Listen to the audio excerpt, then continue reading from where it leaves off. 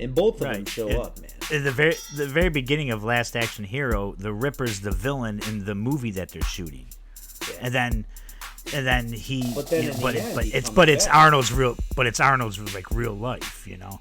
And then when the kid goes into the movie, the villain for like the whole film, for the majority of the film, is the guy with the glass eye who's trying to, you know, who lives in that world and stuff and whatever, you know.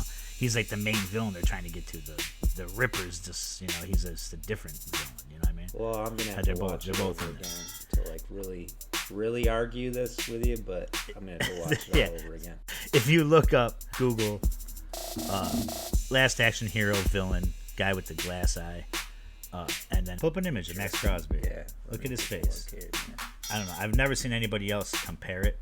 But I haven't seen that movie in a long time, man. I don't know. Oh no. I don't know how many people in our audience is gonna know that movie, man. You're oh yeah, guy, sure, I know, man.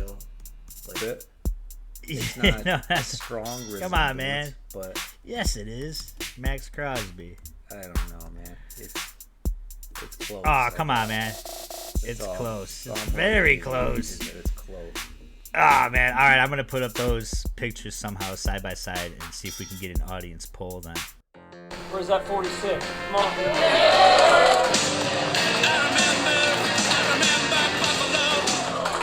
Hey, listen, a great example, right? Of when your number's called, being ready.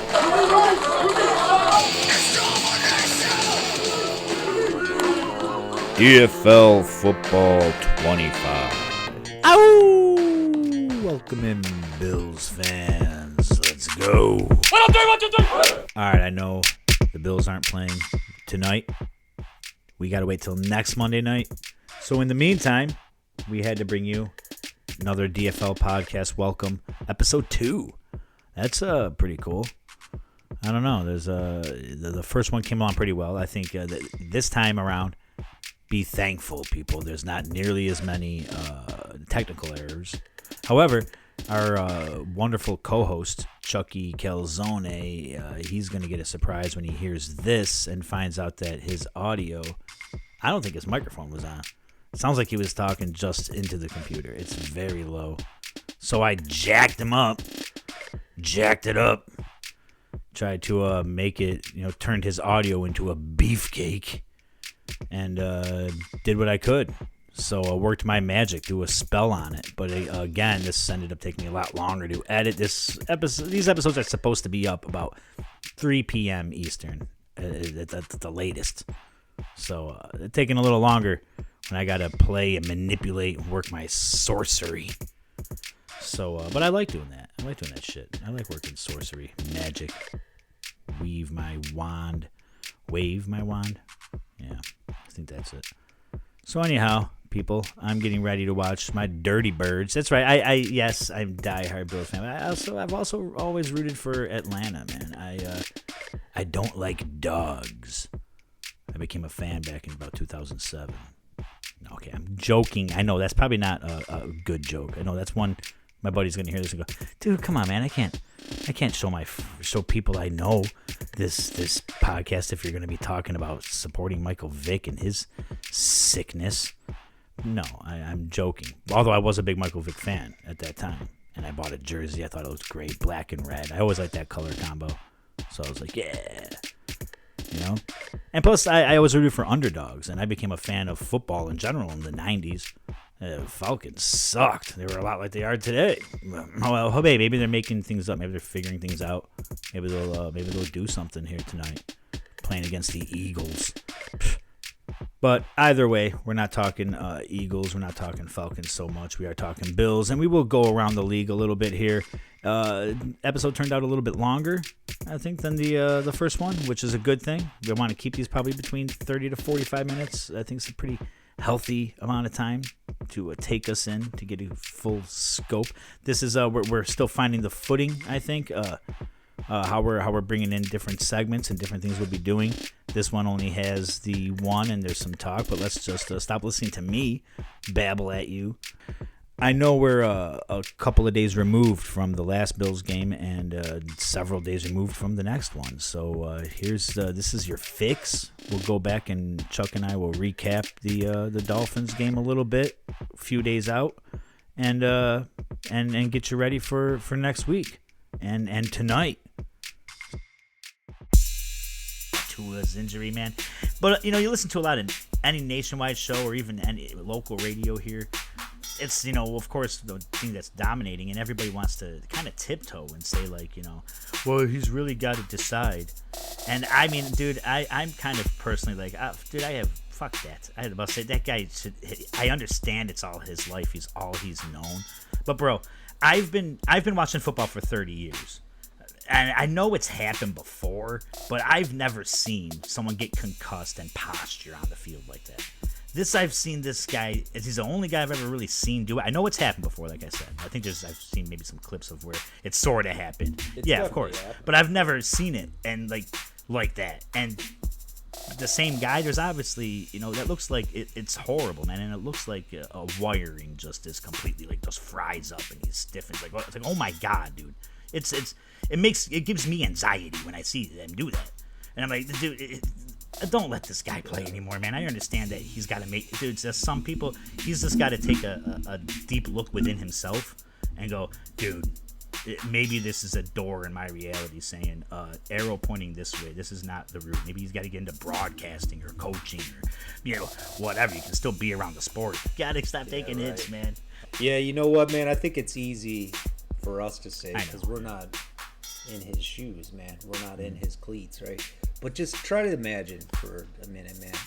Like, you're on one of the top offensive teams in the NFL, and you're the quarterback on that team, man. And then just a year ago, you led the National Football League in passing yards. Just think about that for a minute, man. That's you. You're that person who did that. And then people are trying to tell you to hang it up. How old is he? He's 20, 26, 26. Right. I hear you. Man, I understand. I could see if that were me, man. If that were me, I would be saying, hell no. I'm going back to Bird, really? Man. I'm on top of the world. I'm playing with Tyreek Hill, Jalen Waddle, Odell Beckham Jr. could be coming back soon.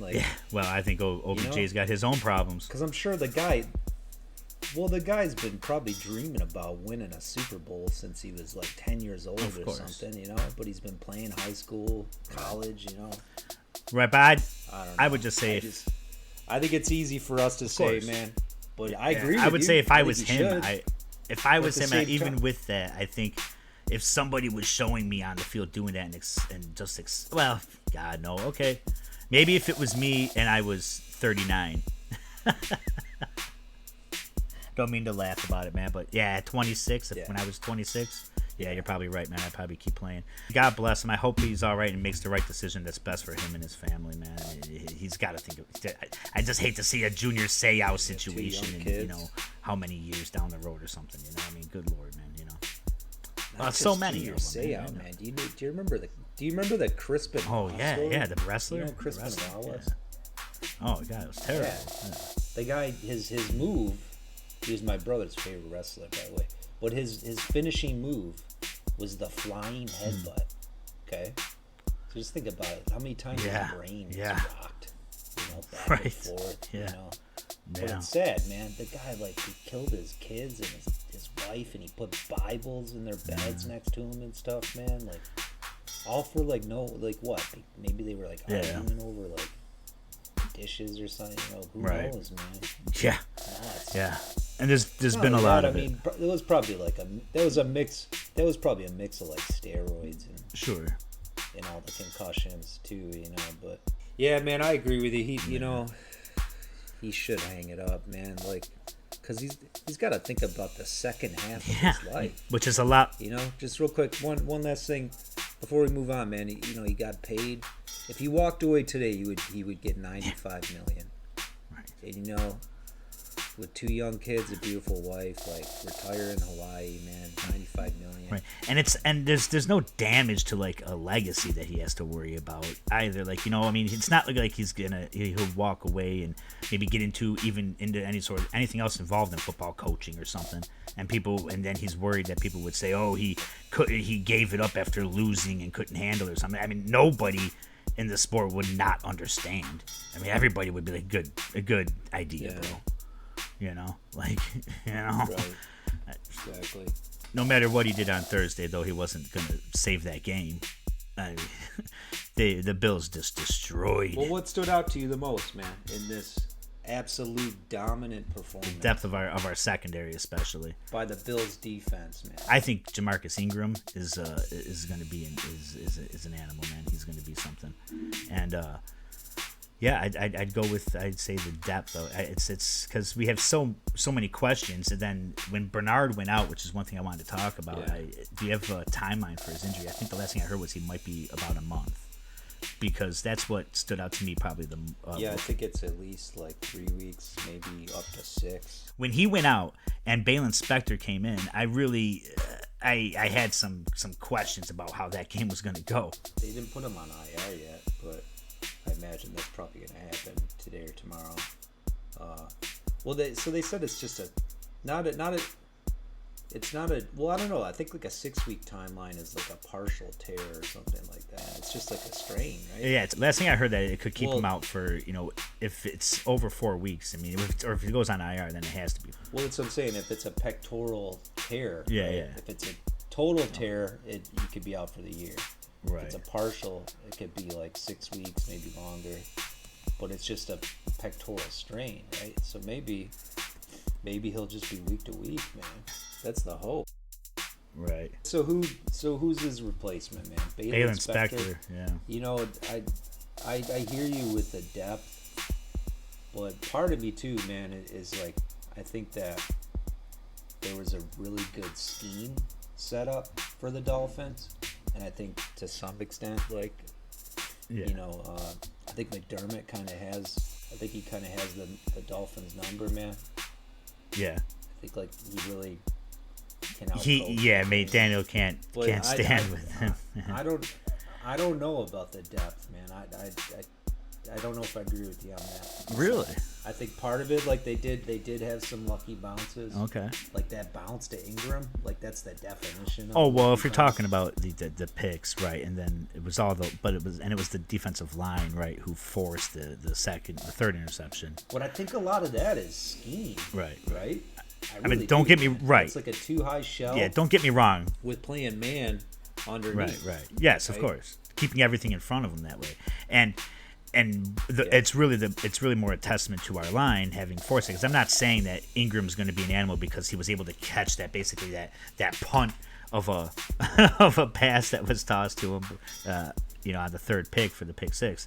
But it was still the depth of, I mean, because really just names around who keep stepping up, man. I feel like we have so many guys go down, man. This is not the first year this has been happening, and last year it was a similar thing. Our defense still played great after that Jacksonville Week 5 game last year. They still played incredible, and it was a depth thing. So that's why I start with saying that, but I can't say I disagree with what you're saying. Yeah, it was it's more a testament, I guess. I mean, Von Miller was another thing that stood out to me again. But I also didn't have the same doubt of last year, where a lot of people said how he took this big step back. I'm like, dude, he's just nursing that knee. He's not gonna twist like he does. He's taking he probably shouldn't have been playing the end of the year last year, but that's who you talking Von about? Miller. Yeah. He probably shouldn't have been playing at the end of the year last year. But are you dissatisfied with the Bills' depth then? Is that what you're yeah, I guess so. I guess dissatisfied. Yeah. I mean, I think they did what they could with their cap space, man. Yeah. I think Poyer and Hyde were, I think they're at their end, man. I mean, look at Poyer. Look at how he played. Yeah. Oh, yeah, he definitely is. I love that he missed. I love Poyer, but I love that he was the one who got that horrible angle on Cook and missed him. But I think if any other, younger safety in that moment with the same, distance that they were from each other, I think probably would have caught Cook. But Poyer, I think because he's up there in age, man, that's why he didn't catch, You think Cole Bishop would have? Oh yeah. Yeah. I do. I think. Most likely. I think. Probably wouldn't have. I think that if there was any one of our safeties, I think we would have caught James Cook in that situation. Yeah. Cook's got some speed though, man. I mean, he's not the fastest guy. I was more impressed though with his goal line run after the setup to Ty Johnson. You got something to say? Yeah, that was good, man. I think our offensive line can really dig their heels and run block this year, man. They're looking pretty good. We're calling the run more. I mean, any lineman would prefer to plow forward and mow guys over than try and pass protect on their heels all day. For sure. You know? So, yeah, Chucky, give us your notes on the Thursday night game. Yeah, so I think what stood out to me at first, man, in the very first quarter, I was wondering, were they starting out a little bit too conservative, you know? So on that, it was like fourth down, they lined up, and then they called the timeout, and I'm like, oh, here we go again. You know, it's that same typical line them up, try to draw them off sides. You know, and then the offense... Buffalo trauma kicks in. And then the offense came back on the field, and I'm like, oh, man, here's, you know, what I love about McDermott. Right. There are many times where he'll go for it on fourth down, more than most coaches in the league, man. So I'm very proud of him for that. You know, I love that our coach does that. I just wish he did it in he was more comfortable in the final moments of the game. You know. Yeah, but how excited were you when they came out to run that play on 4th and 3? And then they tossed, too. And that what a design! It was a firehouse blitz. Yeah. You know, all coming at Allen and just a quick dump off to Cook, man. What a play. Oh, it was perfect. And it perfectly drawn up, perfectly executed, too. Yeah. I think it was a proud moment. I think we might have, maybe the best cornerback duo in the league. I mean, we'll see. It's only week 2. You know, almost the end of week 2. But, yeah, I mean, Benford and Douglas. Wow. I know, they're very incredible together, man. It's very... And then when we get Terron Johnson back, I just think that maybe that's the strength of our defense. It's either that or the defensive line. Because that's my next point, man. Our defensive line is pretty nasty. And I think, it's, shocker here. You know, here's a hot take. Ed Oliver had a day. Wow. One sack, but man, he was up. He was in their face all day. I mean, that one sack, he literally just threw his offensive lineman, he just threw him. Went straight to the quarterback, man, straight to Tua. You know, again, man, in the first half, I was kind of wondering, our wide receivers, are they even getting open? You know, I was a little bit worried, man, about the offense in the first half. Luckily, we didn't need our offense, but we'll see, man. It other than Shakir, it didn't look like our receivers were getting open. So I'm a little bit worried about that, Will. I feel like it was more Miami's defense that was ready for the passing. So we were leaning so much more into the run that the passing game was a little more of a secondary concern. So I didn't put a lot of stock and emphasis into how they ran their routes and stuff on the passing plays, because for the most part, I hear what you're saying, but these are basically, I feel better about the wide receiver by committee type of thing that we have going than just, Diggs got open a whole bunch, which he didn't do too much last night. Yeah, he had 5 targets, 4 receptions. I don't think he had a great day, but yeah, I mean, he definitely looks like the number 2 target on that offense. I think that offense is going to be good, man. But I do want to here, Chuck, we have to get into it. I have a pickle man. Hello, it's I, the Doubting Thomas of the Buffalo Bills. And just for you folks out there, not that you're confused, my doubting is I doubt anyone can beat the Bills. And here's why. Their defense. Yes, their defense. I know everybody is leaning on the Superman, Josh Allen, and I do not underestimate him in any means. And I do not underestimate the power of their special teams. They have a good punter and a fairly reliable place kicker. And there's not much room for error with the Buffalo Bills, as they proved against the Atlanta Falcons. Arizona Cardinals. I like girls that aren't too bright because you can trick them a little bit. They beat them on a comeback, which was provided by the upstaging of their defense. They finally came to life. They did have me doubting them myself a little bit, but they proved to me that I would have been a fool to doubt them. And the defense was phenomenal. The offense was barely on the field, and it really didn't matter because they produced what they had to produce. But the defense would not allow Miami to do anything that they were projected to do. They were supposed to be the powerhouse of the East. Well, their power died shortly, right after the kickoff, I think. They could not keep up with the Bills' defense, who dominated. I seriously doubt that any team can overcome the Bills' defense. Maybe they will go a complete season without a loss. I hope they win out straight out across the board. But, it's the NFL. Anything can happen on any given Sunday. But I really doubt anyone is going to have an easy time with the Bills.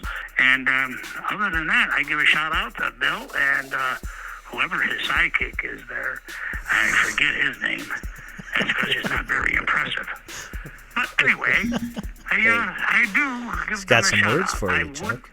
be here on Monday to do this recording, but due to certain circumstances, I cannot. Do we even have any evidence that this guy has really been a football fan his whole life? Like, I don't know. He talks a good do we game, have man. any evidence for that? Guy doesn't even know who the Cardinals are.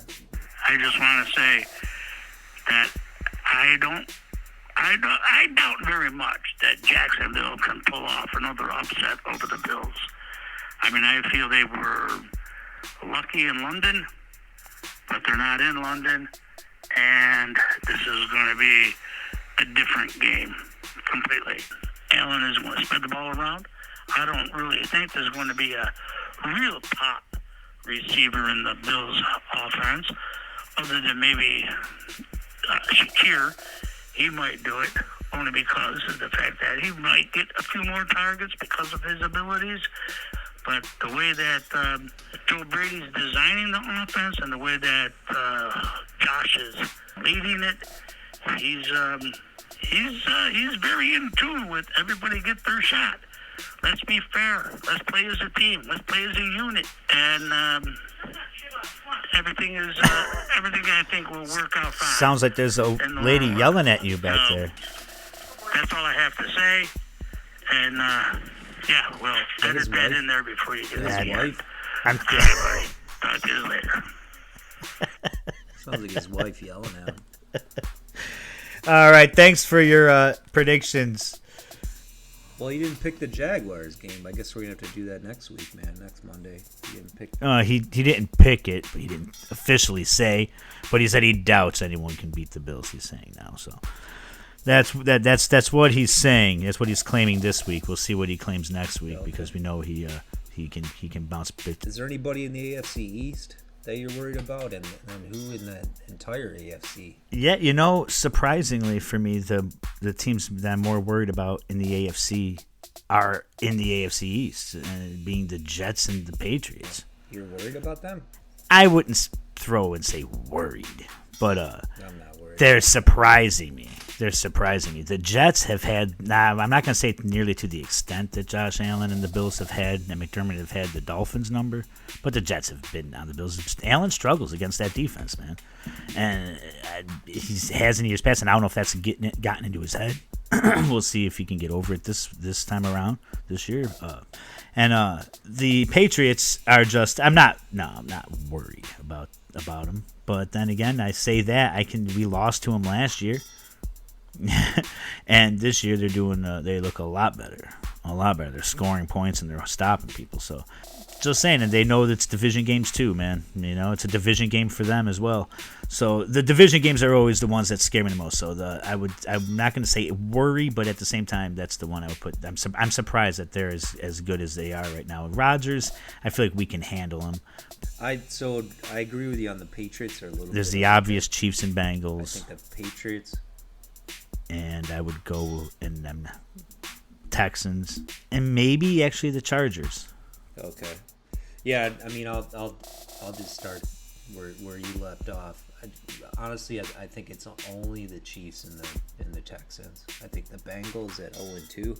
I'm not saying that they're cooked, but man, they're gonna have. It's also week 2, man. I know. I just think that they're in a hole. So are the Ravens, man. I mean, before the season started, man. First 0-2 start for the Ravens since 2015, I think it was. Yeah. I mean, before the season started, those were really the only 4 teams that I was worried about. I think all these other. I think the Chargers, like, so what? They beat the Raiders and they beat the Panthers. I'm not worried about that. And I think Jim Harbaugh. Well, man. I think Herbert is hurt. And Herbert's good. He's hurt though. He hurt? Went down at the end of the game. A couple other big injuries, man. Justin Jefferson went down, and so did Bosa, man, of the Niners. On the same play, they went down. Yeah.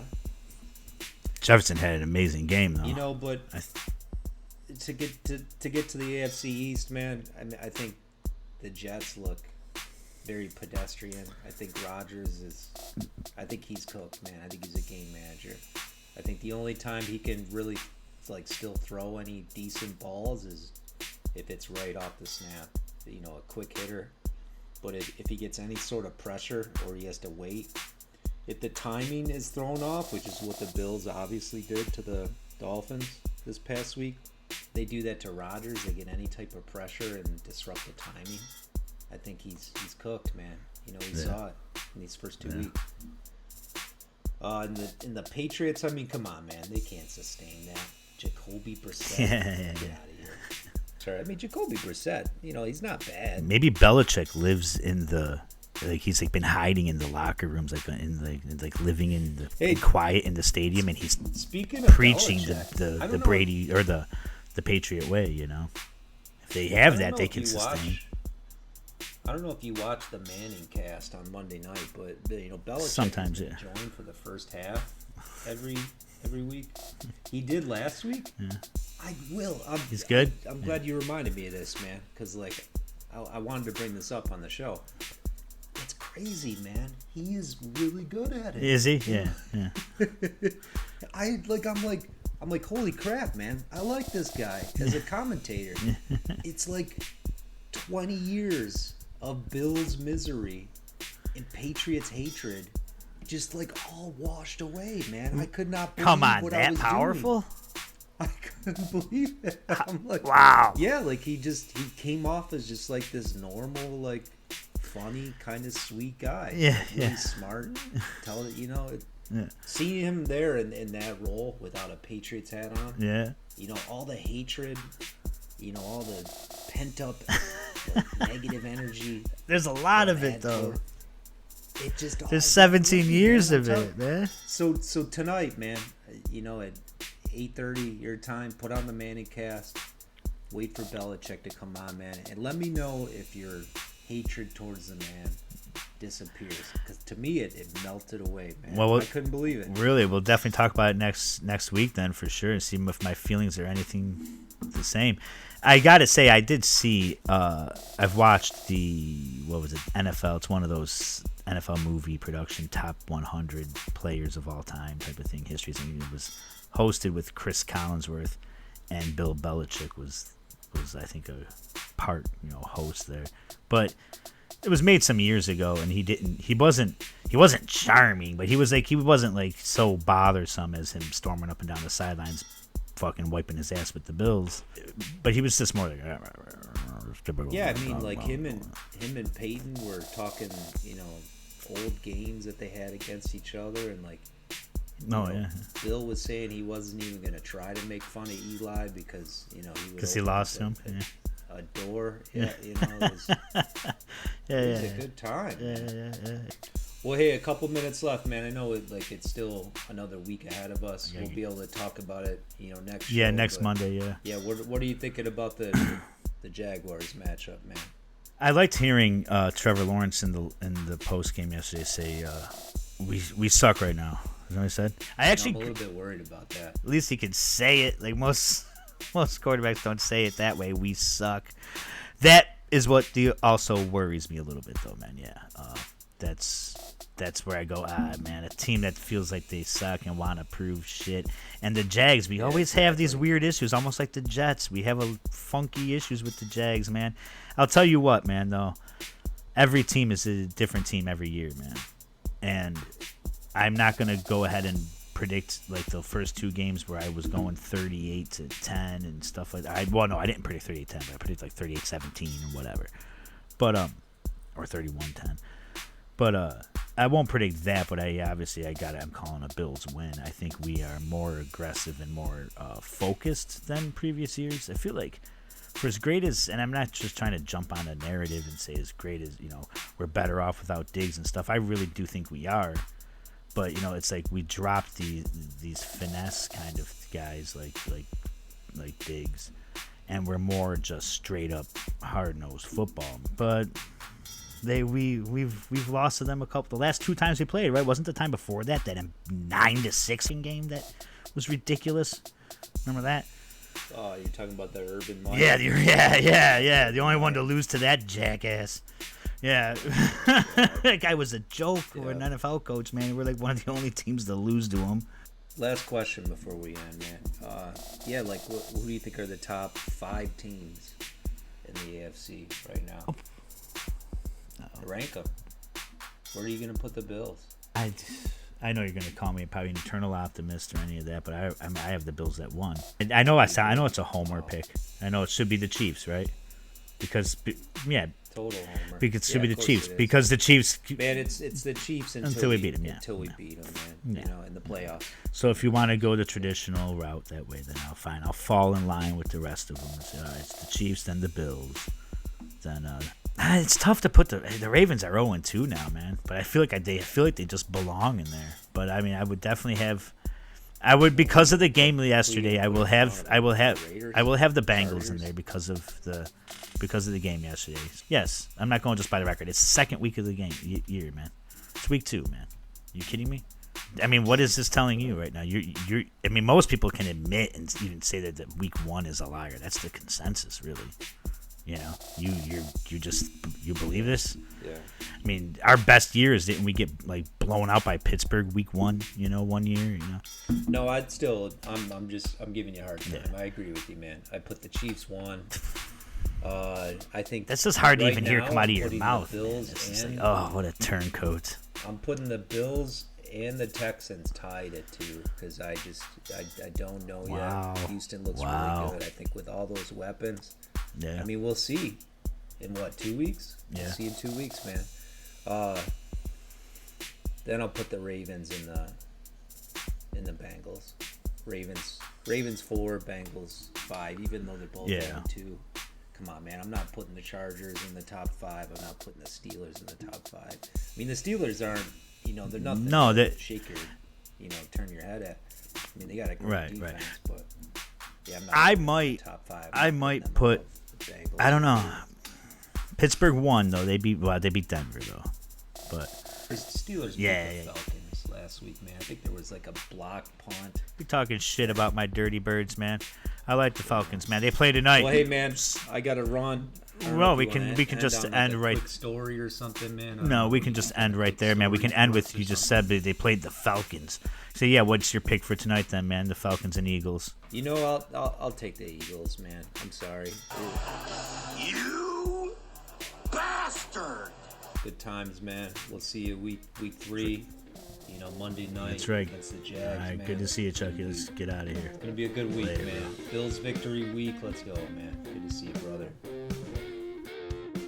All right. Thank you, Chuck, and thank you everyone for listening. Anyone who's come along and download it. Hey, don't forget to like, comment, subscribe, all that jazz they tell you to do on the typical YouTube channels. That's where I'm dropping most of these. So, yeah, like, comment, subscribe. Go Bills!